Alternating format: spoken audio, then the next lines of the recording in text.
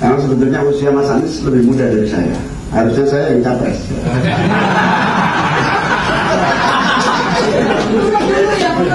Dulu. Yang kedua, saya punya partai, Mas Anies nggak punya partai. Tapi karena kita sepakat mana yang terbaik dan mana yang, jadi saya ingat dulu kalau lagi zaman aktivis itu sudahlah, perbedaan itu biasa, yang penting musuhnya satu, turunkan Orde Baru, lahirkan demokrasi dan reformasi. Musuh kita hari ini satu, stagnasi, kemandekan, kejumudan. Yang kedua, Presiden Soeharto yang mewariskan pembangunan yang berkelanjutan. Kemudian Presiden Habibie yang menjunjung tinggi kebebasan dan upaya pemajuan demokratisasi.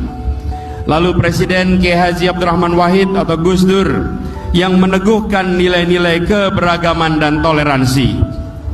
Lalu Presiden Megawati yang menjadi simbol bahwa perempuan juga memiliki hak dan kesempatan yang sama untuk menjadi pemimpin di negeri ini. Lalu kemudian Presiden SBY yang mampu menghadirkan stabilitas nasional dan memajukan demokrasi, serta Presiden Jokowi yang telah melakukan percepatan pembangunan infrastruktur di berbagai pelosok negeri. Ke depan, tugas dan tantangan kita untuk melengkapi, meluruskan dan memperkuat pembangunan bangsa, terutama di bidang pertumbuhan ekonomi kerakyatan, supremasi hukum, penguatan demokrasi, pemerataan kesejahteraan, serta menghadirkan keadilan sosial. Prinsip-prinsip pendekatan dan kebijakan pembangunan dan pengelolaan pemerintahan yang telah kami sama-sama jalankan di Jakarta selama ini dapat menjadi gambaran, dapat menjadi tolak ukur atas apa yang akan kita lakukan di masa depan. Assalamualaikum warahmatullahi wabarakatuh. Selamat malam, salam sejahtera untuk kita semua. Ibu, bapak, saudara-saudara sebangsa setanah air yang sangat saya cintai. Persoalan terbesar bangsa kita hari ini, republik kita hari ini adalah ketimpangan, ketidaksetaraan, ketidakadilan.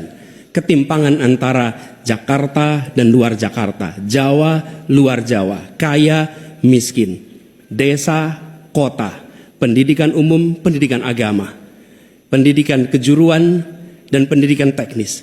Ini semua adalah ketimpangan yang hari ini menjadi fenomena membahayakan bagi republik ini. Bahkan di bidang perekonomian, segelintir orang menguasai sebagian besar perekonomian kita. Ketika republik ini didirikan, para pendirinya 60-an orang anggota BPUPKI, mereka adalah orang-orang terdidik, mereka adalah kaum yang privilege, tapi mereka mendirikan republik untuk semua, bukan mendirikan republik untuk kepentingan dirinya, golongannya, ataupun keluarganya. Mereka mendirikan ini untuk semuanya. Kekuasaan yang dibangun untuk memberikan kesempatan kepada semua. Sekarang kita jauh dari cita-cita republik ini. Ketika para pendiri itu kaum intelektual, mereka memilih berjuang di jalur politik. Saya berangkat sebagai pengajar, mendapat panggilan tugas di wilayah politik. Kami akan membawa gagasan pendiri republik untuk kembali mewarnai republik ini, untuk bisa mengarahkan republik ke depan agar kembali pada format awal. Apa masalah hari ini? 45 juta orang belum bekerja dengan layak. Bicara jaminan sosial, lebih dari 70 juta orang tidak punya jaminan sosial. Bicara pendidikan, jauh dari kota, terpencil, masa depan jadi suram. Kemampuan tinggi, kesempatan tidak ada. Sangat frustrasi melihatnya. Kesehatan mental, kekerasan seksual, lebih 15 juta orang jadi korban. Ini problem-problem yang tidak menjadi kepedulian segelintir elit. Ini adalah kepedulian rakyat kebanyakan. Karena itu dalam perjalanan kami 1 tahun, kami menemukan jutaan rakyat yang berbondong-bondong menginginkan perubahan. Mereka membuat poster rakyat, membuat posko rakyat, mendoakan dari tempat yang tidak kita lihat. Poster-poster itu cemerlang karena bukan didanai dari uang dari Jakarta, tapi didanai oleh keringatnya yang jernih hasil kerja kerasnya. Ini adalah keinginan perubahan. Apa yang ingin kita capai? 1, kita akan memastikan hidup sehat dan bila sakit ada pertolongan cepat. Tumbuh cerdas dengan biaya terjangkau. Keluarga sejahtera karena upahnya layak. Dan bila membutuhkan diberikan bansos sesuai kebutuhannya, bansos plus. Bukan memberikan bansos untuk kepentingan yang memberi, tapi untuk kepentingan yang diberi. Dan warga negara yang bangga dengan negaranya. karena dijaga budayanya dan etikanya dijaga tinggi. Kita menginginkan persatuan karena ditopang dengan rasa keadilan. Persatuan itu tidak mungkin terjadi dalam ketimpangan. Persatuan membutuhkan rasa keadilan. Karena itu misi kami tegas mewujudkan bangsa yang sehat, yang cerdas, yang sejahtera, berbudaya dan bersatu. Kita menyaksikan begitu banyak orang punya prinsip sopo wani rekoso bakal nggayuh mulyo. Siapapun yang bersungguh-sungguh dalam usahanya pasti meraih kemuliaan. Tapi bila kesempatannya ada, bila kesempatannya tidak ada, menghasilkan frustrasi. Dan kami ketika menjalankan amanat, maka kami akan memegang prinsip ngadek sacekna, nilas saplasna. Konsistensi ucapan dan perbuatan, menjunjung kejujuran dan kearifan. Ini komitmen kami, fokus pada pembangunan manusia Indonesia, menghadirkan kesetaraan, menghadirkan keadilan. Dengan seperti itu kita ada persatuan. Perubahan saatnya kita kerjakan. Katong bergerak untuk perubahan, untuk seluruh rakyat Indonesia dimanapun berada. Terima kasih. Assalamualaikum warahmatullahi wabarakatuh. Ketika kita dengar kata perubahan, maka ini bukan sekedar perubahan pemimpinnya. Perubahan ini kita berbicara tentang kondisi masyarakat. Yang tadi sudah disampaikan, kondisi keluarga. Kita akan masuk pada pertanyaan sederhana. Apakah kebutuhan pokok hari ini harganya murah atau mahal? Murah atau mahal?